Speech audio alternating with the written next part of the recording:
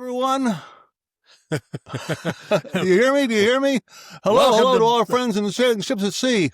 Welcome to beautiful Grosby Field here. It's a gorgeous day for playoff baseball. Well, I tell you what, Gasaway, it was quite a weekend, wasn't it? It feels like it's been, well, you know what it is? It's having a baseball team in a pennant race in September. It's been a while. I mean, a couple of years ago, obviously, but even this one felt more. So it's like every day there's something going on. And then you add, those are the Ohio State Buckeyes across town. And, a long time ago, the Seahawks won a game that they controlled all day and then almost blew and then won. You're right. Lots head on a swivel kind of sports coverage, which is what we specialize in here.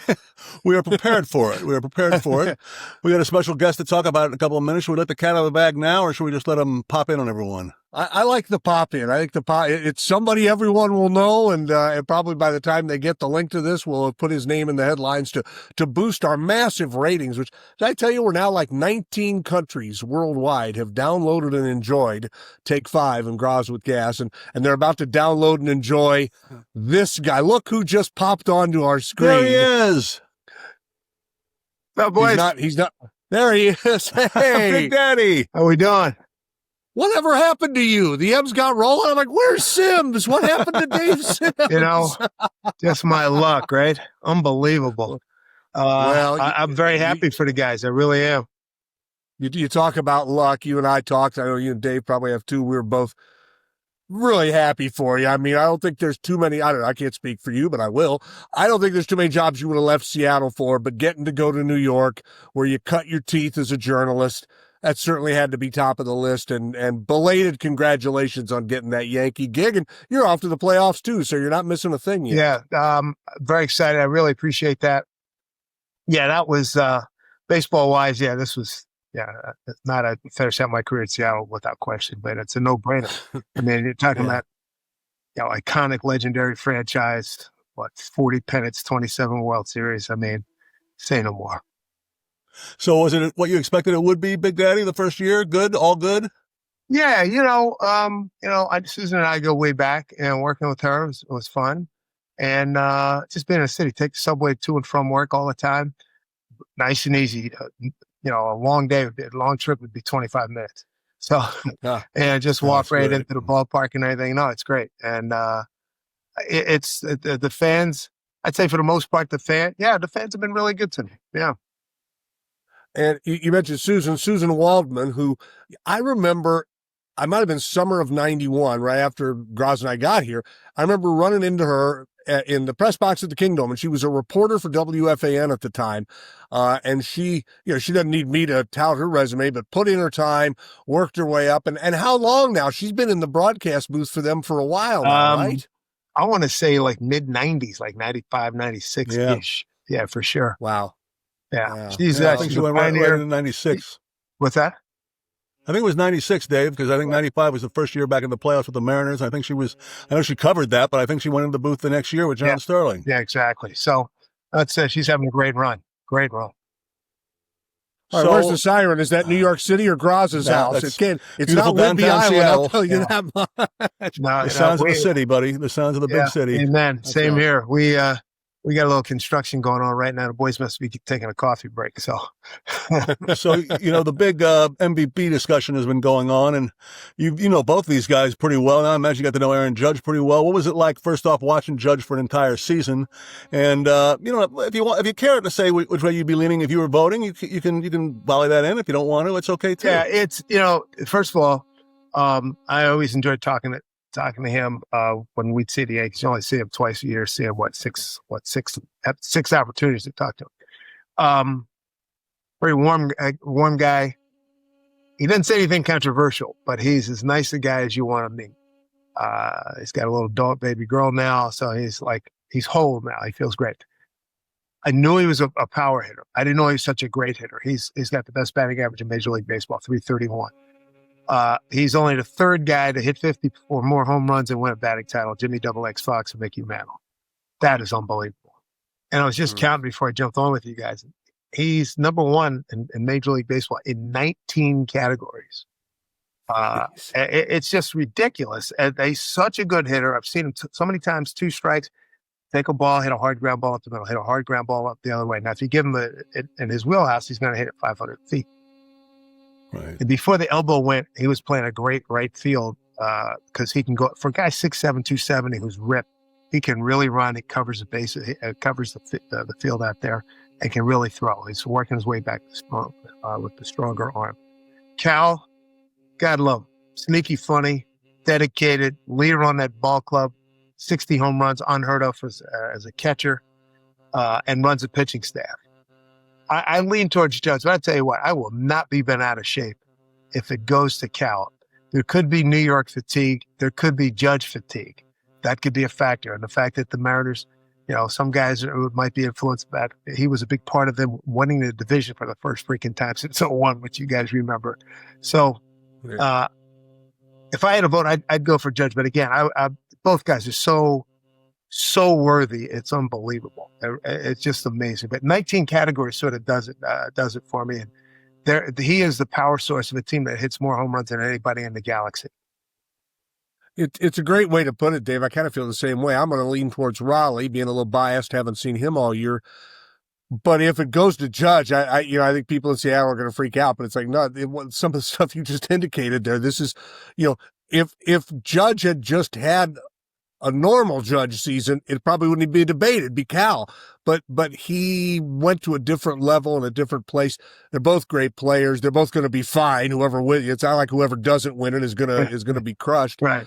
The debate, and it's a great baseball debate too. It's like, what's more important, a guy who just is offensively oppressive to every team he plays, or a guy who's pretty good offensively and great defensively and plays the toughest position on the field? It's a great barroom argument, and people will probably be arguing about it all winter. He's been essentially walked in most teams.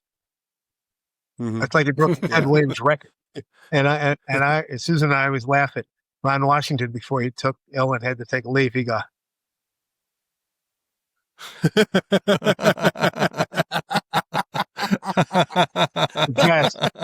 best. Hold up 4 fingers with a smile. Get out of here, you son.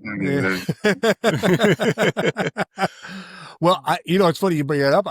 Groz, I don't know if you agree with this. The more I'm looking at the Mariners heading into the postseason, I think that's how teams are going to treat Raleigh. I think they're going to, and fortunately, there's other weapons now. The M's did a good job this year after years of criticism. They went out and got enough to surround. But I think it's got to be somebody else to get going a little bit, because I think you're going to see some of that with Raleigh. There's no way I'd pitch to him. If it gets down to a point where, if it's Yankees and Mariners, be stunned if they pitch to him. And ditto going, against Judge. But the other thing with the Yankee ball club, Ben Rice's emergence has been tremendous. 25 home runs, hit 2 yesterday. Catches, he plays first base, he can DH. Bellinger's hit 29 home runs. Grisham's hit like 33, 32, something like that. Then they get Jazz Chisholm, he hit 30. So, there's home runs up and down. When they win, they're hitting home runs.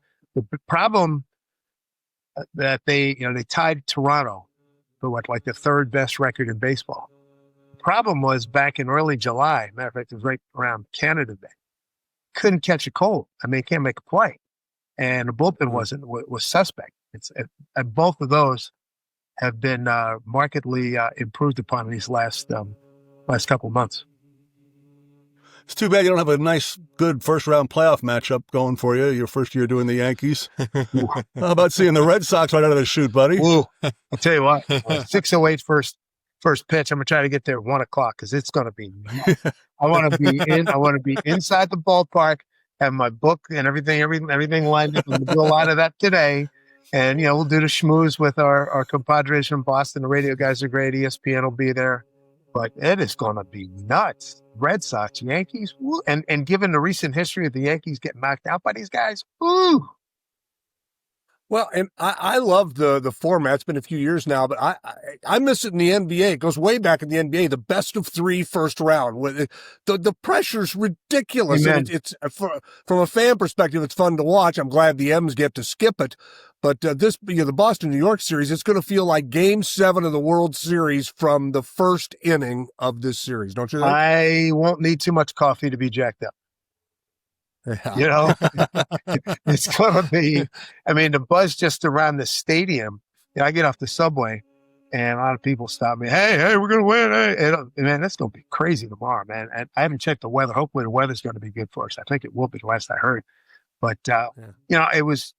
I felt that juice the first time Boston came in. I think we went there first, and they came to us, and that's different from any other situation I've experienced in baseball. Red Sox, Yankees. Dodgers, Giants, Cubs, Cardinals. I think this is the one. Yeah. Oh, I agree with you. I mean, there's nothing like that line, right? That those two teams going at each other. I still think it stands up, Dave. I mean, they don't have necessarily the hostility with this group yet, but right.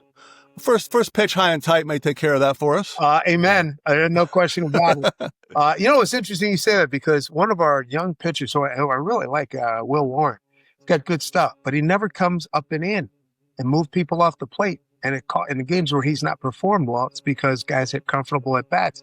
And there was a game in our last trip to Boston. I said it looked like the Penn relays. Guys were racing to get to the batter's box to swing it because there was no fear factor. And I think the three of us, we grew up in the age with Drysdale, Gibson, and those guys. Hey man, they want that inside part of the plate. Don't be hanging over and thinking I'm just going to throw something in there, a lollipop, and give you a cookie. It doesn't work like that. So we don't see too much of that anymore. The intimidation factor, they don't do it. It's almost gone in a lot of ways. And I'm not advocating to hit anybody either. Don't get me wrong. Right. However, you're allowed to pitch inside. Yeah. Dave Sims, hitting advocate. He wants it high and tight, baby. Hey, tell us about Aaron Boone's year, because it seemed like he came in for a lot of criticism. And yet he's got him in the playoffs. And look, the Yankees could win the World Series. You'd be crazy to think they couldn't. But he really took a lot of heat. And I've always kind of liked him because he's not going to be the Yankees manager forever. But he seems like the perfect guy for New York because he seems unflappable. All the stuff he took this year, and he never lashed out unless I missed something. Yeah, Dave. and added to that, Gas, the fact that, as he said, I basically came out of the womb knowing 162. So he knows the ups and downs of the game. He's tied very closely to the front office. And as you know, the way front office is working baseball these days, I mean, a lot of it's coming down, and it's what we're going to do, blah, blah, blah, blah. He's their guy. And I think I really do like him. And I tell you, I've been a newspaper guy here in New York, talk show host here in New York. I know when people have the blowtorches out. Let me tell you, it's like 2 out of every 3 people, 2 out of 3 Yankee fans have blowtorches out. Minimum 10 hours a day. I mean, it was just ridiculous. And yet, like I said, here we are tied for the best record in the American League, third best overall. What do you want to do? And if some of the things didn't work out, and as you guys know, sometimes you just got to let a guy work through it. I mean, Devin Williams came here as a closer, got out of the gate very slowly and went downhill, and he picked it up mid-level, dropped a little bit. And his last 8-9 appearances have been shutouts and been stellar. So, to your point, Boone's done a heck of a job. Not many guys could navigate this kind of deal. That's one I got for you, Dave. I looked it up, and since this new playoff format came in 2022, the teams that are getting buys are 6-6, moving on, versus the teams that don't have them. It's the question of staying hot or getting rusty. Where do you fall on that? Do you think it's better for the Yankees to be playing, or would it be better if they had 5 days off? I think everybody's healthy, and the fact that this stays in the same pitch and timber of the season, at a day off, re-rack, come back strong on Tuesday. And I think that's going to help all the teams that are playing tomorrow. I think in baseball, it's an everyday sport. Football, you need it 5, 6, 7 days off in between. And timing is so incredibly important in the game. Pitching, hitting, doing the whole thing, communicating. I think it's as much as I would have liked it and having it, already have a bye into the next round. And it's going to be a battle, but I think this is not a bad thing. Based on how they played this year, the Yankees and M's, if they were to get to the ALCS, I will ask you, Dave, noted home run aficionado, set the over-under on number of home runs in a Mariners-Yankees series if they're both blowing and going. Well, it's going to be astronomical. I mean, the Mariners finished like 4th or 5th in home runs. The Yankees were, what do you have in front of you? It was a good number. I know they were not too far behind us.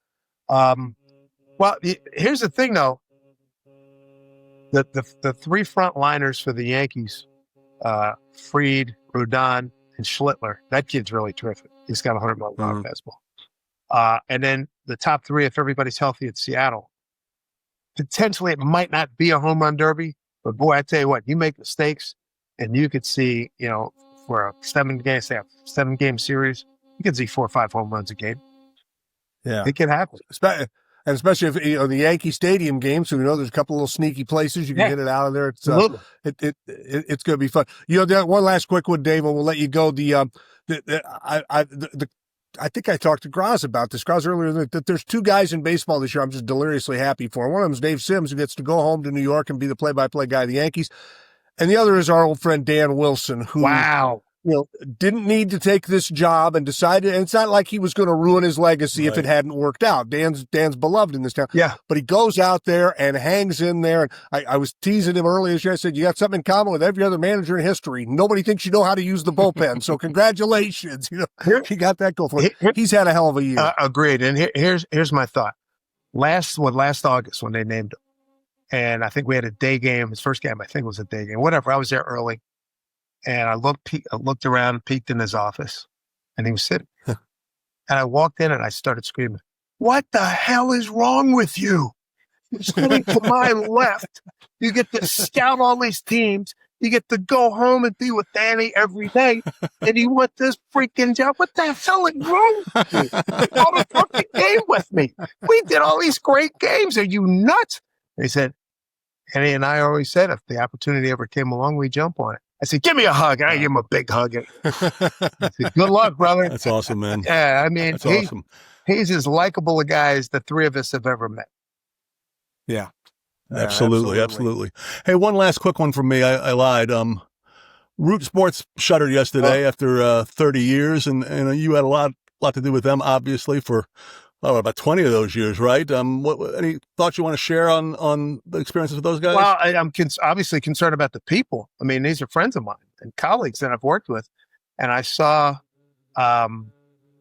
Jen posted her she's stepping away, yeah. Right?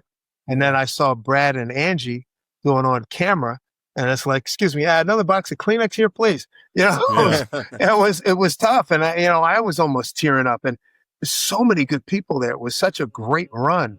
And I just hope everybody lands and gets to where they want to go for their next chapter.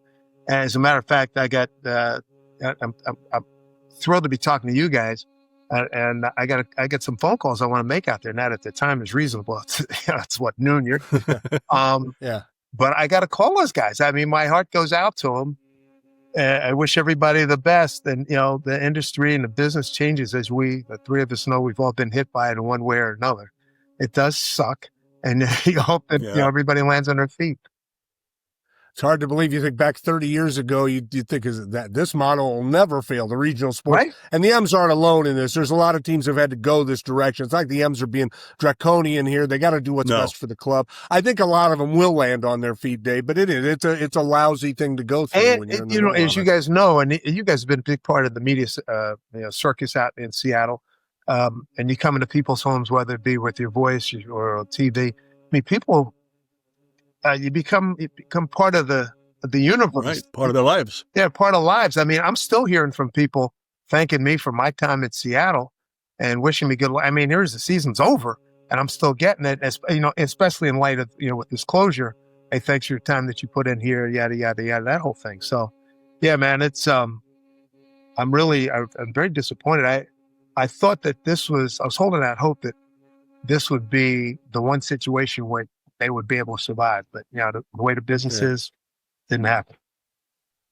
Well, let's get the Yankees and the M's to the ALCS and watch the home run derby fly. It'd be fun. I'm laughing because I have you guys and other Pacific Northwest fans rooting for that. Of course, I'm born and raised in Philly. I'm still a huge Eagles fan, a little bit of a Phillies fan.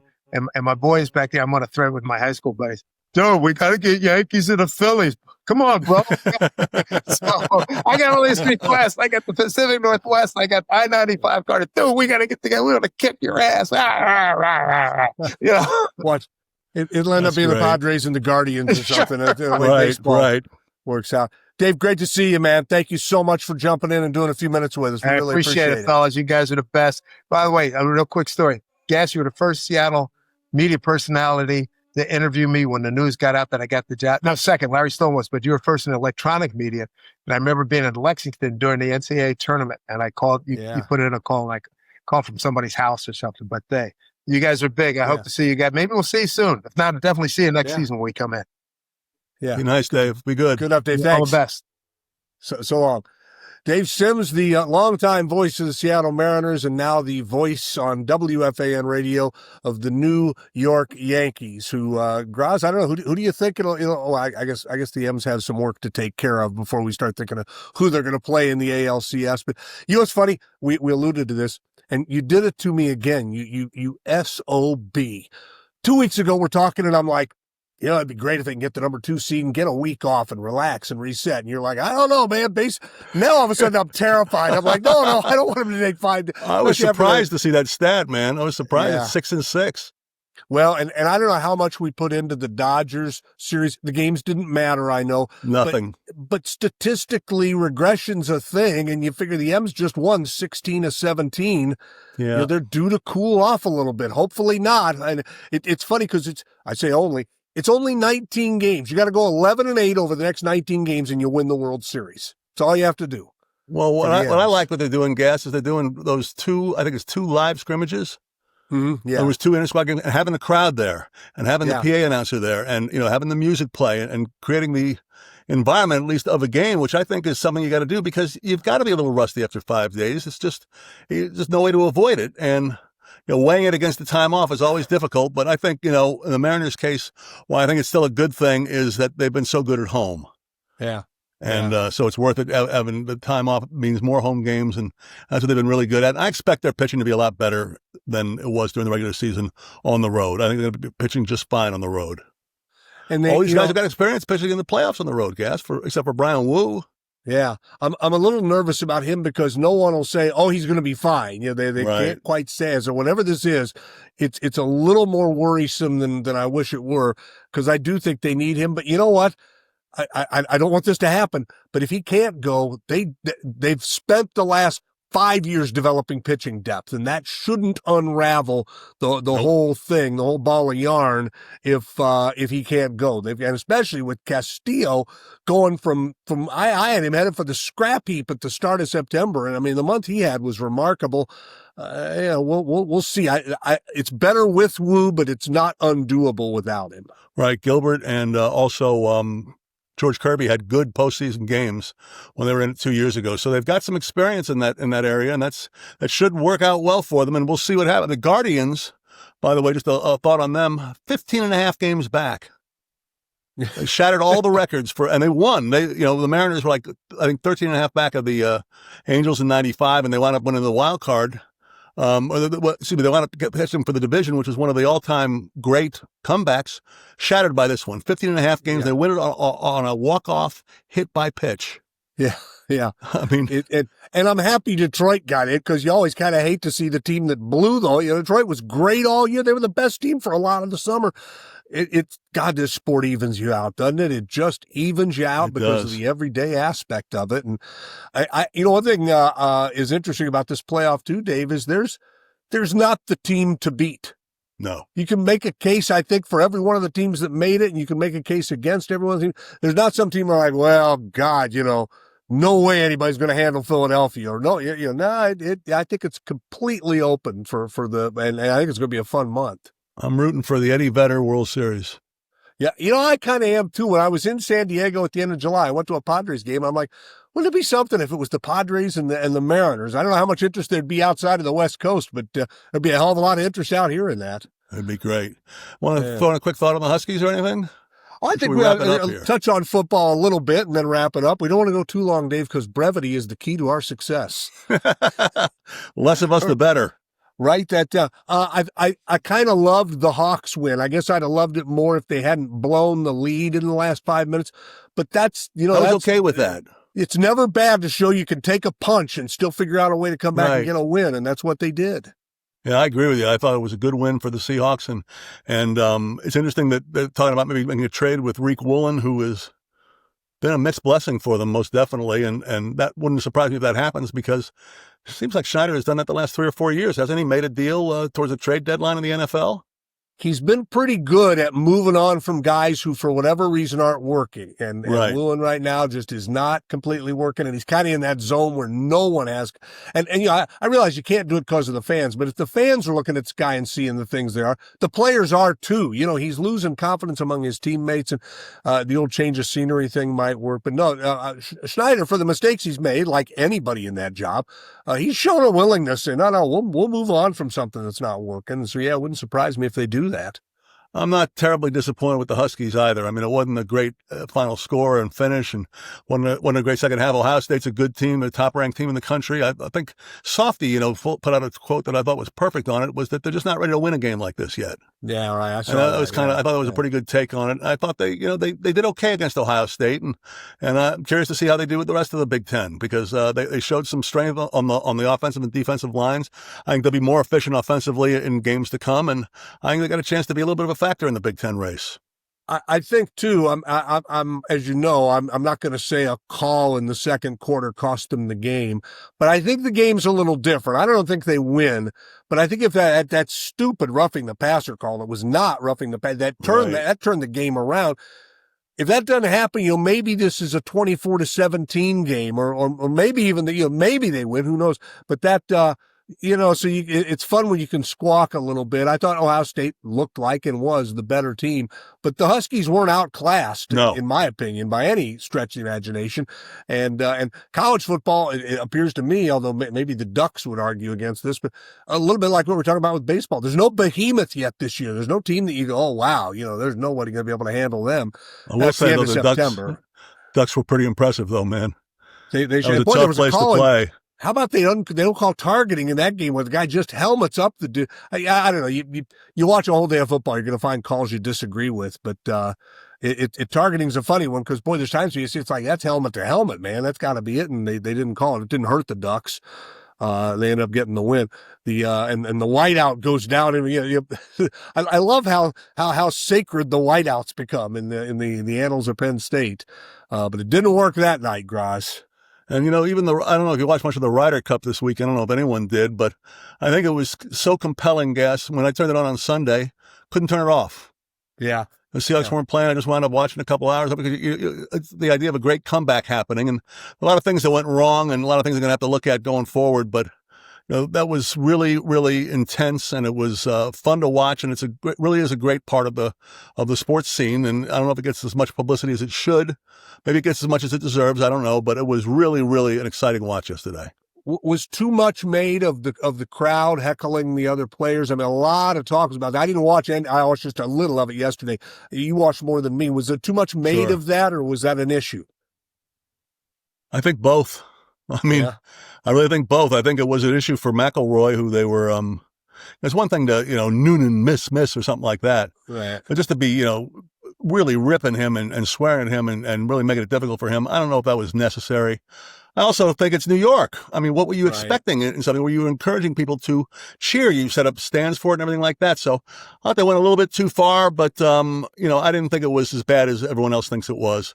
And it was very compelling. It was very compelling. And at the end of the day, and Europe holding on to win was a big surprise, I think, for a lot of people. But, you saw a big fat guy dancing an Irish jig on the 17th green. How can you not like that, Gas? Yeah. Who doesn't like that? Who doesn't like that? No, and it's a good point you make, because all the promos I saw last week was NBC promoting, hey, it's New York, it's tough, man. And I'm like, all right, well, then don't be surprised if that's how it ends up being. I always think it's like, if anybody, apparently there were a few, if you're heckling a guy's wife, you've gone over the falls. Come on, heckle the guy. If you want to let him have it, whatever. And hopefully you've got an internal line that you won't cross. But his wife, come on, man. That's bullshit. You shouldn't do that. In 2 years, it'll be in Ireland. So we'll see what happens then. they're revving up right now. The only advantage the American team might have is they can't understand them. Yeah, right. I don't know what he said. I think it was insulting, though. All right, we'll finish with, we'll go down to war-ravaged Portland, Oregon for a true crime story, Groz. This is a little bit old, but I think you'll like it. planning's important, Dave, if you're going to work in a life of crime. If you're going to be a criminal, you got to plan stuff through. You'd agree with that, right? From your days as a petty criminal in New York City. Got to use your head. So Derek Mosley is thinking, how am I going to get my hands on some of that sweet, sweet cash? And he decides he's going to rob a gun store. Yeah. Okay. I mean, certainly there's going to be a lot of money, you would think. There's going to be a lot of guns. I mean, you might be able to get away with a pretty good gun. Now, here's the thing. He went in to rob the gun store while it was open, and his weapon was a baseball bat. Didn't think. I mean, the guy's like, you're kidding me, right? Opens a drawer. He's got one of like 750 guns sitting there. So it didn't go well. It turns out, no, he was arrested and apprehended and all that, because you can't, if you've learned anything from the show today, kids, it's that Dave Sims wants guys to get hit in the head with baseballs, and don't rob a gun shop with a baseball bat. Those are the two things, right? We aim to serve. It. All right. When next we talk, the M's will be 2 games into the ALDS. So go M's.